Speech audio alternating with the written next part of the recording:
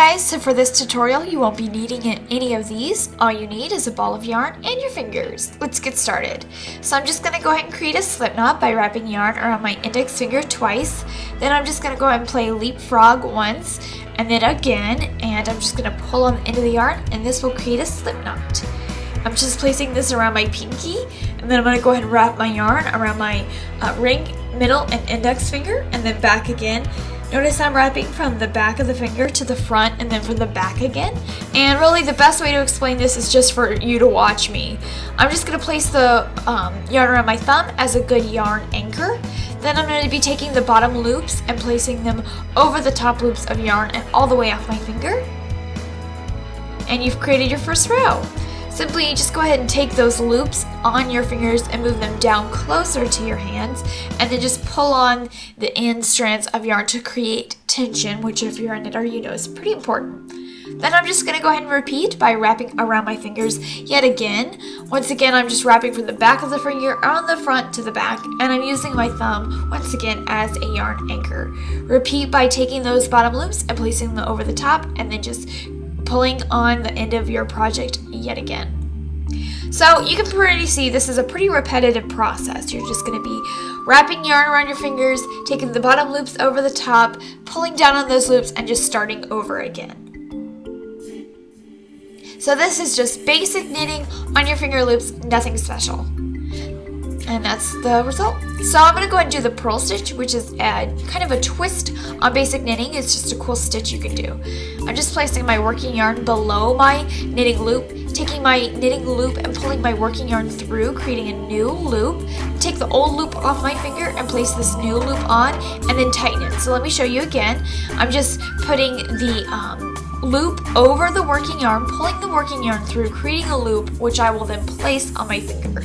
So you don't have to do this, it just kind of adds a twist, which you can see on the left hand there, closest to my fingers. And you may want to mix it up between knitting and purl stitching, which you just saw, to add some flair to your knitting project.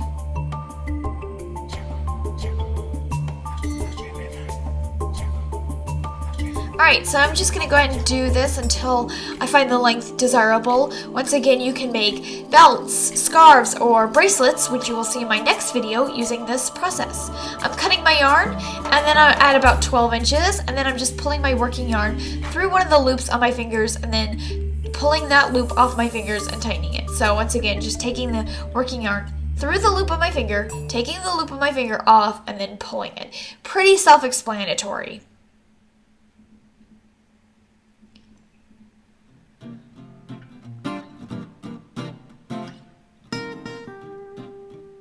Alright, last one, just pulling that working yarn through the loop, taking the loop off my finger and tightening it. Okay, and that is the final product. To finish this baby up, I'm just going to go ahead and tie a knot on each end of the project to just really make it look nice and clean, and then I'm just going to go ahead and trim off those edges so it has that clean look. And there you go. Alright, 3-finger knitting is a style similar to 4-finger knitting, but the panel is not as wide because you're not using as many fingers. It's the exact same technique you used as I showed you with the 4-finger knitting, except in this time I am going to be omitting my index finger. If you want to, you can also omit your pinky and knit on your index, middle, and ring finger. It's just a total personal choice. Like I said, it's the exact same technique. I'm just showing you again to show you the variety you can have with finger knitting. You can see how the coil there is a little bit tighter. Once again, same process. Now I'm just taking those loops off of my finger when I've reached that desirable length, and I'm going to go ahead and once again tie knots on each end and then trim the edges. So finally, I'm going to show you all today 2-finger knitting, which is a really my favorite personal type of knitting on your fingers. You can place, once again, you can start on your pinkies, or you can, I hope you don't have multiple pinkies, or you can start on your index finger, whichever you please. So I'm just starting on my pinky, and I'm going to do a figure 8 around my pinky and my ring finger. So let me show you from a different angle what I'm doing. I'm just creating a figure 8 around my index finger and my ring finger twice, so that I have 2 sets of loops. Finally, I'm just taking those bottom loops and placing them over the top loops and all the way over my fingers. So use this figure 8 style wrapping instead of just the traditional wrapping with the other side, because you only have 2 fingers to work with, so just doing the figure 8 makes it a little bit easier.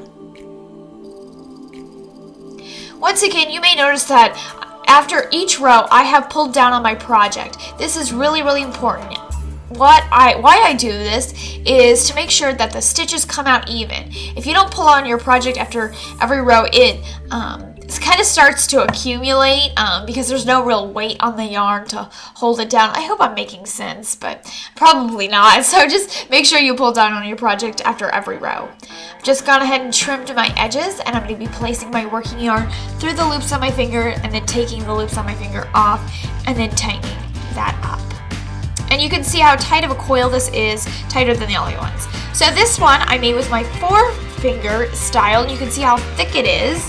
This one I made with 3 fingers, actually these 3 fingers, and you can see how thin it is compared to the 4-finger one. And this one I made with 2 fingers, and I made it with those fingers.